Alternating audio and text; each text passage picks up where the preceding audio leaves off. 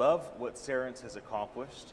It's been amazing to watch Nuance evolve and Cerence emerge for everything having to do with the cars. I remember learning a lot from you when we met 4 years ago at the NASDAQ Entrepreneurial Center, and you were doing UI, UX then, and you were talking to me like, yeah, this is where things are going with the car. And so it's fun to see things evolve, see you be faithful to the same type of role in the same type of company, and see that some of your vision could be materialized. And that, I mean, how many consumers might you be impacting right now because of you and your team? So not everybody knows who you are, Adam. Maybe you could give a little background on your role at Cerence, and then we could dive in. I could ask a few questions. Sounds great. So I'm Adam Emfield. I'm the Director of User Experience at Cerence. I lead the Design, Research, Innovation, and In-Vehicle Experience Lab, so the Drive Lab. And our job is to look at what's great in the car today, what we think will be great in the future, try to pick it apart, test it, iterate on it, and mess with it, try to figure out what's going to be the next big thing, and try to figure out how we can evolve from voice assistants of the past to what we're looking at in the future. Right. So it feels like the conversational AI, voice AI in cars is taking more of a co-pilot role. And so can you speak to that for a moment? Yeah, I mean, if you think about the traditional voice assistant, it's really just that, an assistant that's there predominantly when you need something, you ask for something, and it responds, and that's becoming more and more intelligent. Right. But we like the term co-pilot for where we're going and where we're starting to see today, because a virtual assistant can be so much more than just a bystander just waiting there to do something for you.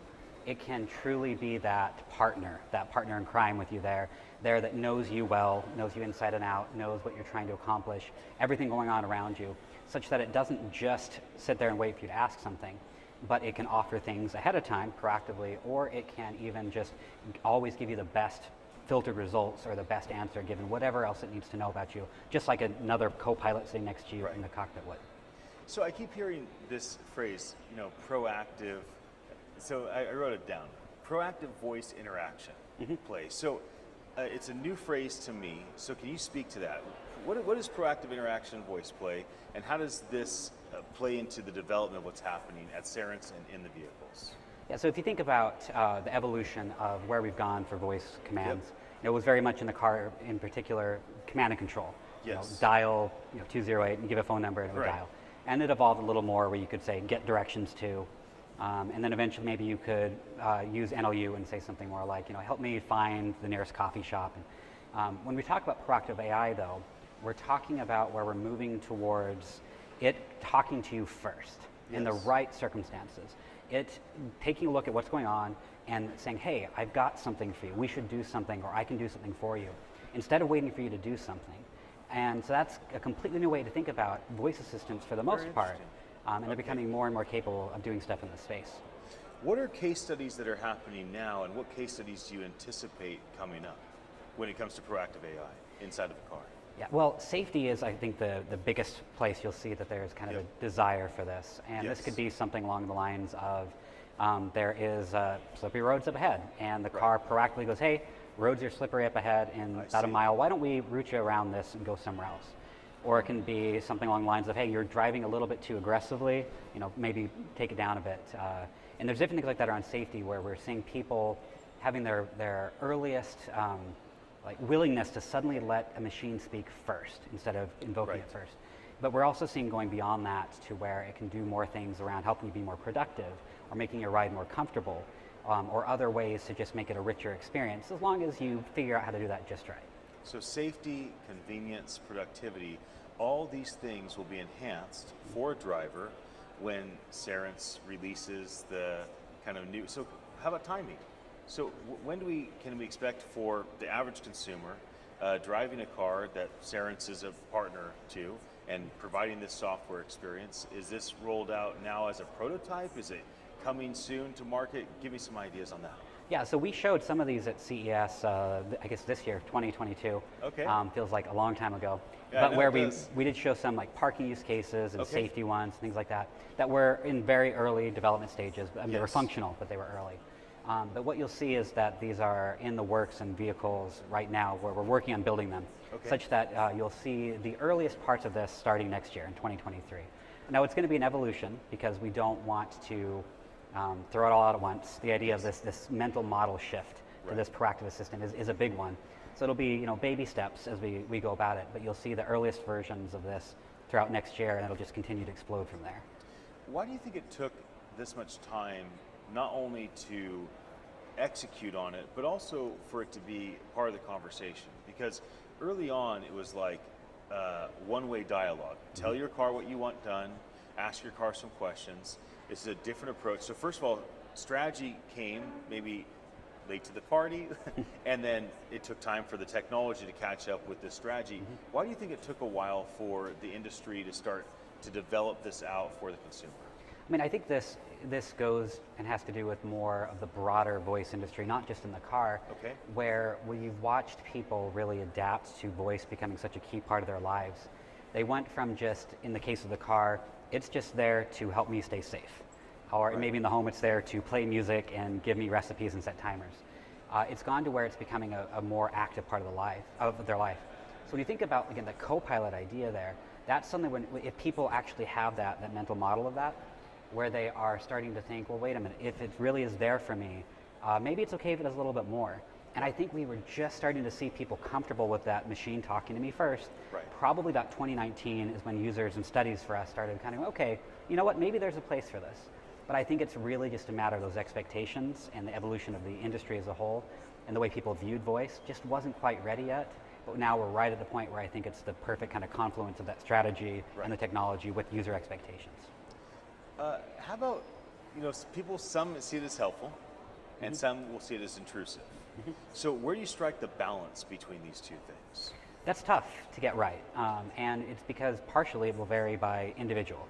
So, I mean, the approach we're taking is we're testing these all out, and we're trying to get the ones that work for the broadest groups first. Start with those. The safety ones that I mentioned is a great example. But then beyond that, it has two main components. Try and fail. We're going to prototype some things. We're going to find out that they are intrusive, and then figure out how to make them less intrusive or find better timing for them. And then the second thing is to make sure that this is built in a way where it learns about the individual user, not just kind of the user-centric. I think when we last talked, I dropped the me-centric, where it gets to know you as an individual, so it can learn from over time. So there can be, sure, a profile where you choose how proactive, how talkative it is, but it can also be something that we can learn from everything from your facial expressions to your tone of voice to you hitting cancel. We can bring that all together and actually learn and adapt it so we, for you, are the right level of proactive and try to make sure we're not too intrusive.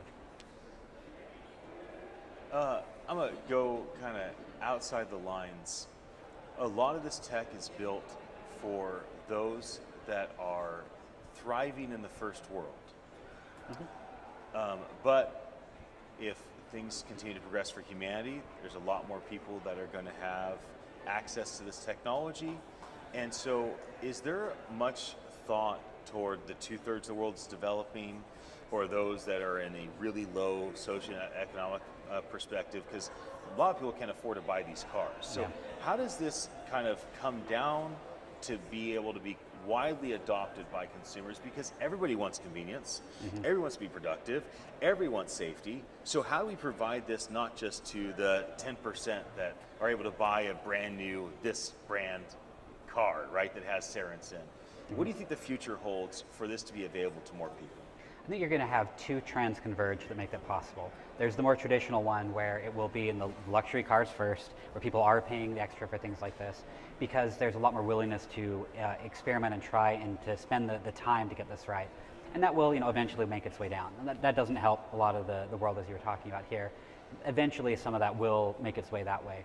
But I think on the other side is if you look at the value that actually comes from this, and you think about it more as a paradigm shift of the way virtual assistants work, where if you have one there, it should be proactive, it should be helping keep you safe at all times, it should just be more intelligent at the way it interacts with you. I think if that is the fundamental assumption you have going in, which we do, that then anywhere you can find and make this voice accessible, even if that's on a two-wheel vehicle, a moped or something, any of those circumstances give a great opportunity where it's not just this premium feature, it's something that should be there for everybody. Finally, how about coming together with 1,000 people again, right? I mean, it's been a long time. Last time we were together, it was maybe Voice, 2020. I'm trying, or 2019. Voice of the car, Yeah, that was Voice. But I don't think you and I have been around this many Yeah. people in the industry, right? There's quite a bit. What's the advantage for you as a peer to other UI UX people, and what's the advantage for Cerence as an organization? Why should people that aren't here consider joining us at CES January 6th, or consider joining us for Voice 23 in DC? I mean, it's wonderful. I mean, you hear press releases and you get to hear a little bit what's going on.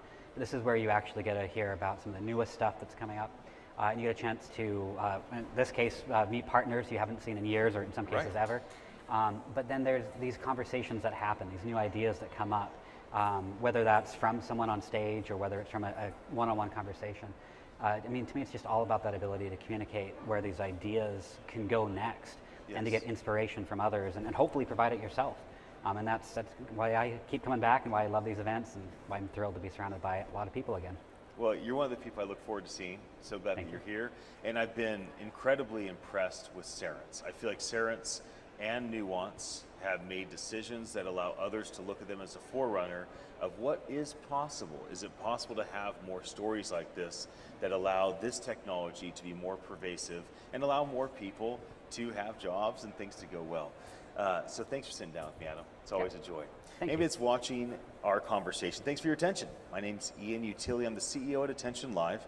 Enjoy bringing you these fireside chats here at Voice 22 in Washington, D.C. I'll be back with more, and until then, have a happy day.